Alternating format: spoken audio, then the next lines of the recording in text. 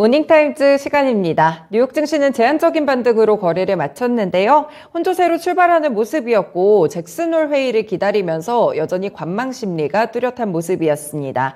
이 파월 의장이 어떤 연설을 내놓게 될지 정말 큰 관심거리인데요. 매파적인 기조 그리고 비둘기파적인 발언 두 전망 모두 공존하고 있습니다. 이 와중에 경제 지표들 좀 부진하게 나왔고요. 국채금리가 또 상승폭이 커지고 있어서 시장에 숨어있는 위험들을 조금 다방면으로 점검을 해보겠습니다. 토마토 투자클럽의 최원재 전문가님과 함께합니다. 전문가님 안녕하세요. 안녕하십니까. 네, 뉴욕 증시 오랜만에 반등 시원하지는 않았지만 상승으로 거래 마쳤습니다. 어떤 특징들이 있었을까요? 네, 잭슨홀 미팅을 앞두고서 소폭 상승으로 마감을 했는데요. 지금 투자자들은 거의 관망 모드고 치열한 눈치 보기 싸움이 계속되고 있는 것으로 보고 있습니다. 다우가 0.2% 상승했고 나스닥이 0.4% 상승, S&P 500이 0.3% 상승했습니다. 대형 기술주 중에서는 넷플릭스가 2.2% 상승했고요. 그리고 워너브라더스도 5.7% 상승하면서 미디어 콘텐츠 주식들이 조금 강세를 나타냈고요. 그다음에 여행주들이 강세를 나타냈습니다. 카니발이 5.3% 상승, 로얄 캐리비안 크루즈가 7.6% 상승, 노르웨이지안 크루즈가 8.4% 급등을 했습니다. 그 다음에 전기차 충전 관련 주식들도 어제 일제히 다 강세를 나타냈는데요. 차지포인트 홀딩스가 7% 상승, 블링크 차징이 6% 상승, EV고가 5.7% 상승했습니다. 그리고 버진 갤럭틱이 3.7% 상승했고요. 핀테크 업체인 소파이 테크놀로지가 4.5% 상승했습니다. 그리고 재생에너지 업체들도 좋은 모습을 보였는데 수소 관련 업체인 플러그파워가 5.3% 상승, 태양광 업체인 썬파워가 3.5% 상승, 쇼월스 테크놀로지가 5.4% 상승했습니다. 그 다음에 2차 전지 업체인 퀀텀스케이프가 6.8% 상승했고요. 역시 2차 전지 업체인 솔리드 파워가 10% 급등을 했습니다. 그 다음에 소프트웨어 섹터에서는 스노우플레이크가 4.2% 상승했고요. 헬스케어 섹터에서는 온라인 테크놀로지가 3.8% 상승, 일루미나가 8.2% 급등, 그 다음에 인투이트가 3.6% 상승했습니다. 그 다음에 히토류 관련 주식인 MP 머티리얼즈가 4% 상승했고요. 우버도 3.2% 상승했습니다. 엔비디아가 장마감 실적을 발표했는데요. 컨센서스 하회하는 실적을 발표했습니다. 매출과 순이익이 전부 예상치를 밑돌았는데요. EPS는 0.51달러로 찍게 됐는데 시장 예상치로는 1.26달러였습니다. 매출은 67억 달러로 발표가 됐는데요. 예상치로는 81억 달러였고요. 2주 전에 발표한 잠정 실적과 일치하는 수준이었습니다. 그러나 이제 가이던스도 또 안 좋게 얘기를 하면서 예상치를 하회했는데요. 가이던스 같은 경우에는 매출이 3분기에 59억 달러를 기록할 것이라고 얘기를 했고요. 시장 예상치로는 69억 5천만 달러였습니다. 그다음에 미니애폴리스 연은 총재는 인플레이션이 고착화될 우려가 있다라고 얘기를 하고 있습니다. 만약에 고착화될 시에는 지금보다 공격적인 추가 금리 인상이 필요하다라고 얘기를 하고 있습니다. 그다음에 번스타인에서는 인플레 감축법 혜택에도 불구하고 테슬라 주가는 지금 너무 비싸다라고 얘기를 하고 있는데요. 지금보다 목표 주가는 반으로 떨어뜨린 450달러를 제시했습니다. 지금 현재 테슬라 주가 한 900달러 정도 되는데요. 지금 주가가 정당화되려면은 앞으로 엄청난 생산량과 최고의 수익성이 필요하다라고 얘기를 하고 있습니다. 그다음에 UBS에서는 경기 둔화 또는 경기 침체 어디로 갈지 아직 불투명하다라고 얘기를 하고 있고요. 그러다 보니 시장은 높은 변동성이 계속될 것이다라고 얘기를 하고 있습니다. 만약에 경기 둔화 즉 연착륙에 그친다는 전망이 확대된다면 현재 투자자들의 경기 침체 대응 포지션은 대대적인 수정을 거쳐야 할 것이다라고 얘기를 하고 있습니다. 네, 이렇게 또 인플레이션과 경기 침체 관련된 여러 멘트들과 오늘 또 중요했던 엔비디아 실적까지 함께 좀 점검을 해주셨습니다. 네, 먼저 시장부터 보면 일단 시장이 계속 신중하게 대응을 주고 있더라고요. 잭슨홀 미팅 기다리는 것 같은데 이번에 파월 의장의 발언이 조금 더 매파적으로 나올 것이다. 이쪽 예측이 살짝 좀 센 것 같거든요. 어제는 이제 말씀드렸는데 이제 골드만삭스 측에서는 그렇지 않을 것이다라고 얘기를 하고 있고, 네. 골드만삭스 측에서는 뭐 그렇다고 해서 비둘기파적인 발언도 나오지 않을 것이다라고 얘기를 하고 네. 있죠. 저 개인적으로도 어제 말씀드렸듯이 뭐 너무 매파적이고 비둘기파적이고 그런 발언은 나오지 않을 것으로 보고 있고요. 뭐 전망치도 약간 불투명하게 얘기할 가능성이 좀 제가 개인적으로 높아 보이고요. 시장은 결국에는 파월 의장의 멘트를 가지고 자의적으로 해석을 어떻게 하느냐에 따라서 시장의 움직임이 결정될 것이다. 그렇게 보고 있습니다. 네, 파월 의장이 대체적으로 중립적인 이야기를 할 수도 있다. 이런 전망을 주시면서 결국에는 해석이 가장 중요하다. 이런 말씀을 주셨는데요. 잭슨홀 당일에 또 개장 전에 PC 물가 지수가 좀 발표가 돼서 이런 부분들도 영향을 좀 미칠까요? 어떻게 보세요? 물론 미칠 수도 있겠죠. 뭐 그런데 PC 물가 지수 뭐 중요하게 연준이 보는 지표기는 한데, 네. 그렇다고 해서 지금 아직 8월 CPI가 9월 달에 이제 발표가 되잖아요. 네네.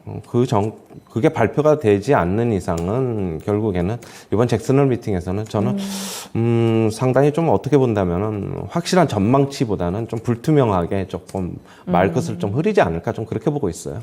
네, 그렇군요. 8월에 CPI 발표 전까지는 이 영향은 좀 제한적일 것이다. 일단 PCE 물가지수가 발표는 되긴 하는데 체크하는 수준으로 넘어가시면 될 것 같고요.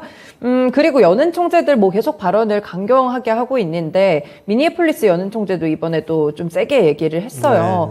좀 어떻게 9월에 변화가 있을까요? 왜 이렇게 세게 얘기할까요? 뭐 결국에는 지금 시장에서는 네. 좀 역전됐어요. 75bp가 60%, 그다음에 50bp가 40%로 역전이 되는데 얼마 전에 한 4, 5일 전에는 60대 40으로 50bp가 좀 더 많았죠. 네. 미니애폴리스 총재는 비둘기파적인 인사인데 최근에 좀 강경파, 매파적으로 좀 돌아섰어요. 네.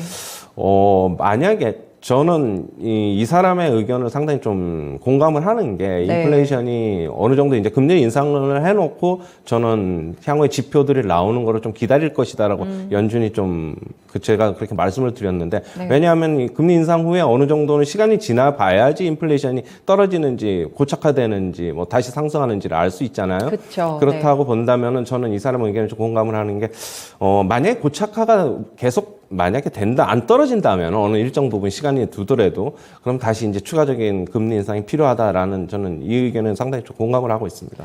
그렇군요. 지금 시장이 그러면 75bp를 인상한다는 점을 좀 반영을 하고 있나요? 그렇죠. 이미 지금 반영을 하고 있죠. 주가는 이미 반영을 하고 있다. 어제도 보시면은 시장 전체적으로 보면은 네. 그러니까 시가총액이 큰 이제 빅테크 주식이라든가 그런 주식들 같은 경우에는 상승을 거의 많이 하지 못하면서 지수 상단을 제한하고 있거든요. 네. 어제 대신 그런데 다른 개별 주식, 그러니까 뭐 시가총액이 좀 작은 주식들 위주로는 매수가 좀 활발하게 들어왔어요. 그러면서 상승 종목들도 좀 많은 편이었고 그렇다고 좀 보셔야 될 것입니다. 네, 그렇군요. 이렇게 연은 총재의 발언까지 좀 함께 체크를 해드렸습니다. 그리고 이제 뭐 개별 종목 가운데 테슬라 굉장히 관심이 많으실 것 같아요. 어제 나온 뉴스 보면은 이 한국인의 지분이 1.6%라고 하더라고요. 거의 20조 원 넘게 갖고 있다고 하는데 테슬라 주가가 여전히 비싸다는 의견 공감하시나요? 그렇죠. 저도 900달러는 좀 너무 1000달러 갖고 네. 너무 좀 비싸다라고 좀 보고 있고요. 지금 번스타인 의견은 결국에는 앞으로 엄청나게 뭐 생산도 많이 하고 많이 팔아야 되고 그러면서 수익성이 확보가 돼야 된다라고 얘기를 하고 있고요. 지금 거의 이제 주요 완성차 업체들의 주가를 합친 것보다 테슬라 주가가 더 비싸다라고 얘기를 하고 있어요. 저도 좀 상당히 좀 공감을 하는데, 대신 테슬라는 이제 이게 있어요. 제가 항상 이제 뭐, 방송 통해서 말씀을 드리는데, 과연 자율주행 구독 서비스를 얼마만큼 늘려나가느냐에 따라서 테슬라 주가의 향방이 결정될 것이다. 저는 그렇게 보고 있어요. 차를 많이 팔고, 안 팔고, 이제 그런 단계보다는. 네. 결국엔 월 구독료를 내잖아요. 그 자율주행 그렇죠. 서비스를 네. 받으려고 하면은. 그런데, 그게 많이 늘어난다면, 뭐, 테슬라가 원하는 것처럼, 뭐, 애플처럼 될 수도 있다. 네. 그렇게 보는 거고요. 아니면은, 그냥 완성차 업체들처럼만 그냥 자율주행이 그렇게 이제 자기네 기대대로 흘러가지 않고 차만 많이 팔고 그런다면은 주가는 상당 부분 내려올 여지가 있다. 그렇게 보고 있습니다. 네, 자율주행 구독 서비스를 좀 포인트로 두고 계시네요. 테슬라 투자하시는 분들 상당히 많은 걸로 알고 있는데 이 부분 좀 눈여겨보시면 좋을 것 같아요. 실적 발표 때마다. 그리고 이제 UBS 측의 의견, 뭐 경기 둔화나 경기 침체가 아직 불투명하다고 하는데 조금 더 자세히 설명해 주시죠. 그러니까 아직까지는 뭐 연착륙으로 갈지 경착륙으로 갈지는 아직 불투명하다라고 얘기를 하고 있어요. 네. 어디로 갈지는 아직 뭐 모르는데 시장의 투자자들이 지금 경착륙을 대비해서 포지션을 좀 많이 구축해 놨는데 만약에 연착륙으로 간다 그러면은 포지션을 대폭 수정할 필요가 있다. 그렇게 본다면은 포지션을 대폭 수정한다는 것은 결국엔 주가가 어느 정도 지금보다는 위로 가야 된다. 뭐 그런 얘기인 것 같아요. 네, 글로벌 IB의 이 경기 침체에 관련된 의견들도 하나 소개를 해드렸고요. 바이든 정부에서 또 대규모 대학 학자금을 탕감해준다는 정책을 발표했는데, 아까 뭐 외신에서도 잠깐 이야기를 했지만, 인플레이션에 좀 영향을 주지는 않을까요? 돈을 좀 대규모로 푸는 거기 때문에. 그거는 뭐 지금에서는 그렇게 많은 영향을 준다기보다는 뭐 일단은 지금 전체적으로 좀 학자금 대출 이런 게 좀 부담이 되니까 좀 경감시켜 주려는 의도로 좀 보고 있어요. 네, 그렇습니다. 일단 제한적인 영향 말씀 주셨고, 개별 종목으로 엔비디아 실적이 이제 발표가 됐어요. 뭐 서학개미 분들이 주목하는 게 테슬라도 있지만 엔비디아도 있잖아요. 눈높이에 좀 안 미쳤던 것 같은데 데이터 센터는 또 좋았거든요. 어떻게 해석해야 될까요? 게임 부분에서는 안 좋았지만 데이터 센터는 양호했다. 뭐 역시 클라우드 쪽에서 계속적인 성장이 일어나고 있어서 대규모로 좀 구매를 하는 게 아닌가 그렇게 보고 있고요.